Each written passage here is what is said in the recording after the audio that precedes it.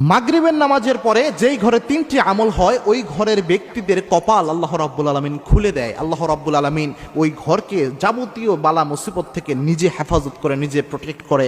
এটা আমার কথা নয়, স্বয়ং জনাবে মুহাম্মদ রাসূলুল্লাহ সাল্লাল্লাহু আলাইহি ওয়াসাল্লামের হাদিসের মাধ্যমে এই আমলগুলো পাওয়া যায়। এই আমলগুলোর কথা আল্লাহর হাবিব সময় যখন মাগরিবের ওয়াক্ত হয়ে যায়, সাথে সাথে আপনার উচিত হচ্ছে আপনার ঘরের দরজা এবং জানলাগুলো বন্ধ করে দেওয়া। বিশেষত যাদের ঘরে বাচ্চা রয়েছে আপনাদের উচিত হচ্ছে অবশ্যই অবভিয়াসলি মাগরিবের সময় ঘরের দরজা জানলাগুলো বন্ধ করা। কেননা আল্লাহর হাবিব সাল্লাল্লাহু আলাইহি ওয়াসাল্লাম জানিয়েছেন, যখন এই মাগরিবের আজান, মুয়াজ্জিন যখন মাগরিবের আজান দেয়, ওই সময় দুষ্ট জিনগুলো দৌড়াতে শুরু করে। কোন ঘরে আশ্রয় নেওয়া যায়?